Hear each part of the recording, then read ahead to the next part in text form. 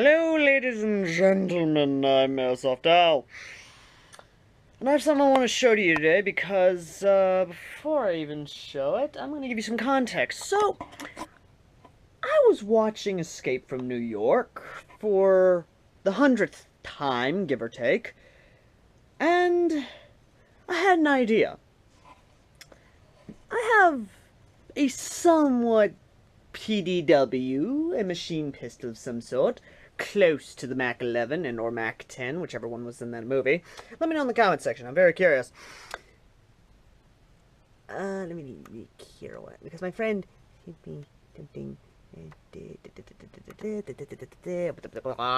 anyway, reading Facebook messages, one of those fun things. Either way, so I'm sitting here looking at the scope mount and I'm thinking, well, I've got my erector set over here. I can probably build it. And I did. Literally, I built this.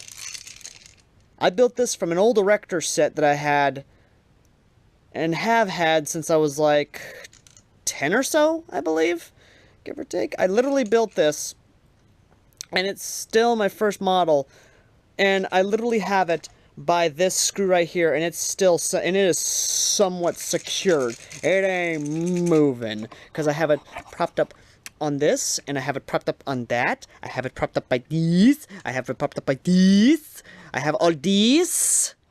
This. Anyway. The scope I have on there is, of course, a Tasco 3x7x20 skip. It's a little $20 scope. It's actually really good. I like it. But I gotta put a shit ton of tape on there because apparently the scope rings I did have for it did not fit. So it's like, anyway. So, you're probably wondering, well, why am I showing this off to you? Well, I'm going to be doing something because the stock spring I have in there is too damn small. Well, not too damn small.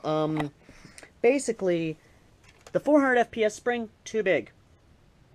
For that, I'm going to be putting a double spring mod in it. Now, a double spring mod, for those of you who have no fucking idea what it is, a double spring mod is basically when you take a spring, let me go ahead and find one that I can actually use for the case in point option here.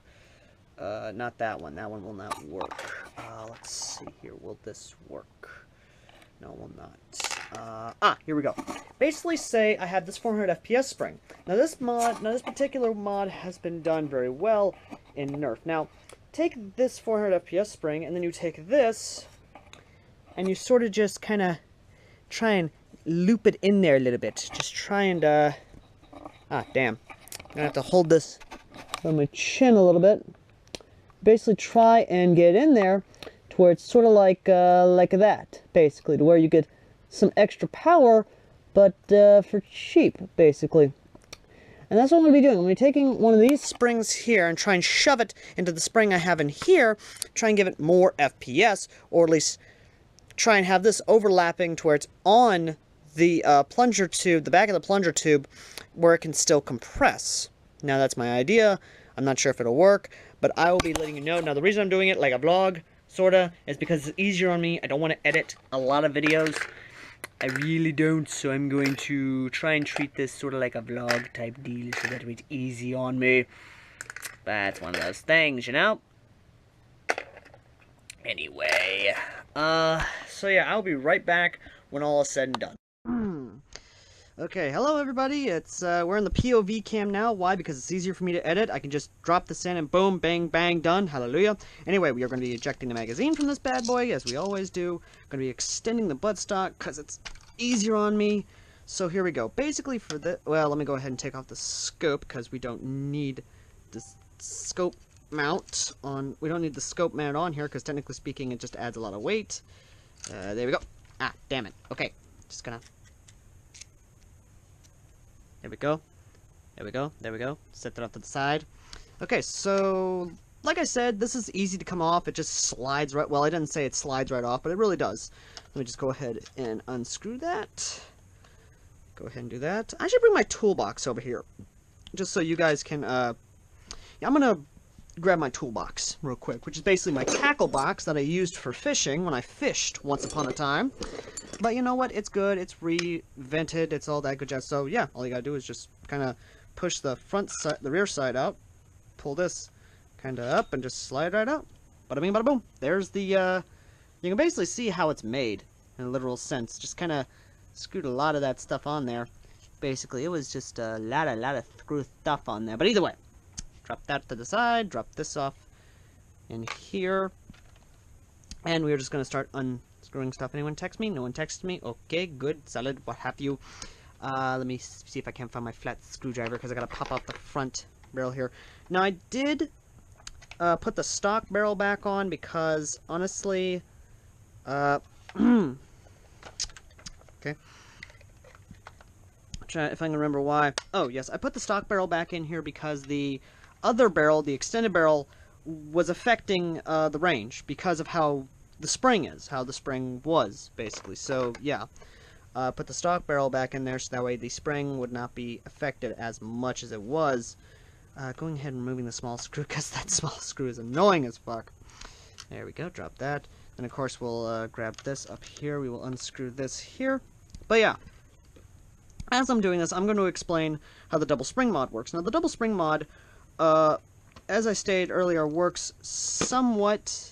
Basically, it's a cheap way to basically get you more power out of your springer.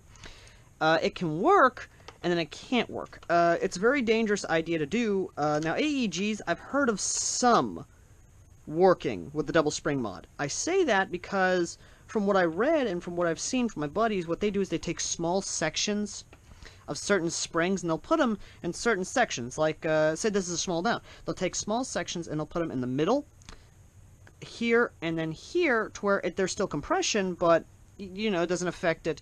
It only affects the FPS a tiny bit. You know, not majorly. Okay, we'll grab this, pop that over here to the side, because that's way too big to go in the box. Okay, we'll do this. Here we go. Carpal tunnel, carpal tunnel, carpal tunnel, hallelujah. Not really, I don't like carpal tunnel. Oh wait, I forgot a side. God damn it. Okay, so we'll go ahead and unscrew that right there.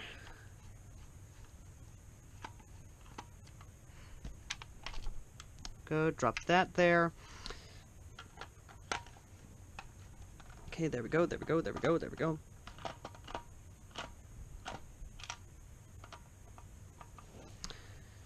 Go, just gonna go into that. Unscrew, unscrew, unscrew, unscrew, unscrew, unscrew.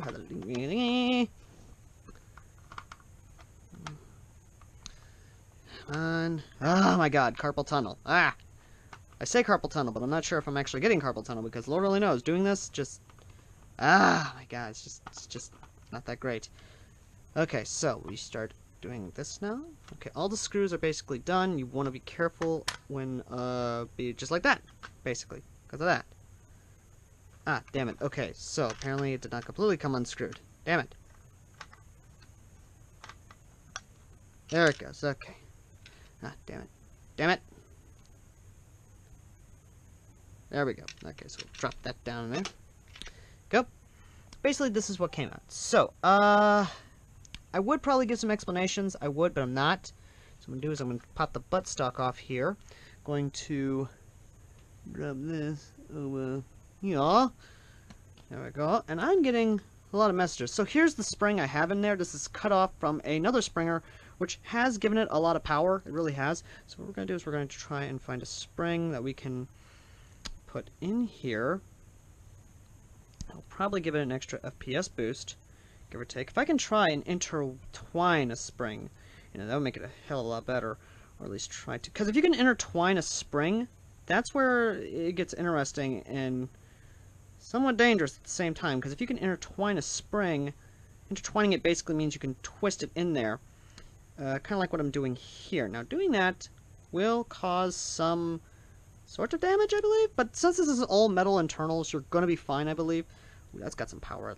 That's got some power into it, I believe. Yeah, that does. But at the same time, the wider it does, the frequency. Frequency is where it is. And this, that's got some beef to it, but at the same time, this one's got beef to it. So I'll go with this one, because this one's very hard to compress. So what you want to do with this particular case, since we cannot, we're going to intertwine them. Now, intertwining is a, I want to say it's not an old concept. It's definitely not. It's not a new concept. I mean, it's a very old concept where you basically intertwine something kind of like this. Basically, I'm twisting it in there to where it lines up with the, there we go. So basically, now I can basically do this to the new spring, and it will, there we go. Now we have 2 springs in there. This is basically a double spring mod. Now I'm going to go ahead and take a picture of this because I need to show them what the double spring mod is. Okay, so we'll just go ahead and do this. One from the side view, one from the front view, and done. Okay. Now, I would say I want to put an inner barrel in this, but I don't, a longer inner barrel in this, but I'm not. Maybe put, yeah, because that's some air leaving the tube. So what I'm going to have to do is I'm going to have to do this real quick. Go ahead and pull this out. Just do this real quick. Because I'm going to put a little bit of plumber's tape around the back here. That way, no air is escaping.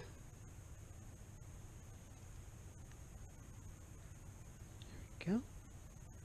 Damn it. Okay. It's a little tough. It really is, because I have to try and be careful how I do this. There we go. There.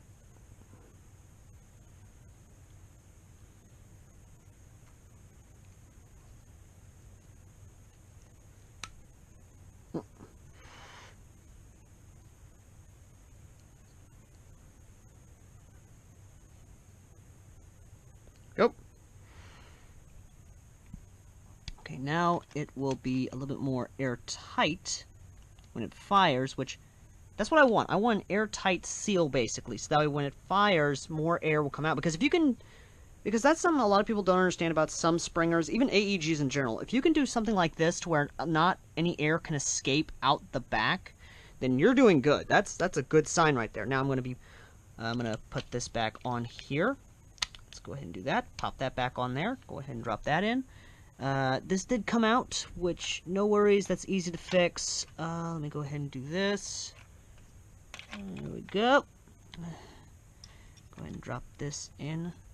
So yeah, that's basically what I'm doing now, is just trying to make sure everything goes back in correctly. I will get back to you guys when everything's back together. Okay, I'm back, and this thing does prime. It's a very hard prime. I'm going to set you guys in my tackle box. There we go. Now, it's a very hard prime. There it goes. It really is a hard prime, I'm not going to lie. Just, ooh, yeah, it's actually loud in my ear. Ow. Yeah, that is a very hard prime, I'm not going to lie. An idea I had, and you guys can go with me on this, I'm actually wanting to cut this off right here. This little piece, this is from a Scar L. I want to cut this all the way down here, just cut it all the way down, then replace this charging handle with this. That way I have a side priming handle, that way I can prime it a little better. I want to do that, actually, I really do. So I will keep you updated on that, but the hard prime on this is, ooh, it's egregious, actually. It's a two-handed, it's more or less a prime like this. Ooh, it's just a hard prime, it really is. The double spring mod is unforgiving, but the power you do get out of it is very much so worth it. It really is, because you do get some power out of it. It's a really, really very good priming. With it being a polymer tube, though, it does raise the question of, am I going to break it? Am I going to do this? Am I going to do that? It's one of those things, but either way. But yeah, it is one of those kind of disturbing, well, not completely disturbing, just one of those interesting things of, will it break anytime soon? That's Son of a bitch. Okay, I'm really tempted to try and get a full stock on this thing, because... Ow, that's digging into me, actually. There she goes. Okay. That is a very hard prime. I'm going to try and get a full stock on this, actually. That's what I'm going to have to do real soon, is attempt a full stock, but either way. I did remove the grip safety because that wasn't doing anything. But yeah, she is now a full sleeper. She is now a full miniature sniper, basically. So yeah.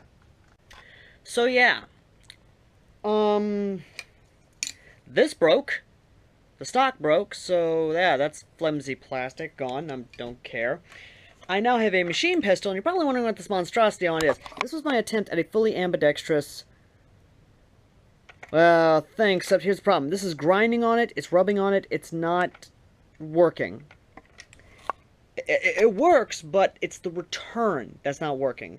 That, and I'm going to have to use the stock one, which is this little thing right here. I'm sorry, I'm getting really up close, but either way. So, yeah. Double spring works. Stock broke. Yeah.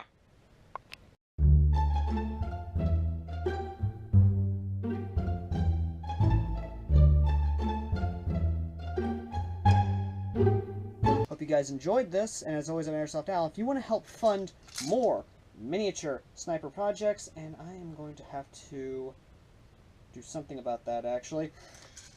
Please consider checking out our Patreon and help donating to help fund more miniature sniper projects and other ideas, because I've got a bin full of springs here, and I would like to attempt to do more of these projects. So, as always, guys, I've been Airsoft Al, and I will see you guys in the next video. Till next time.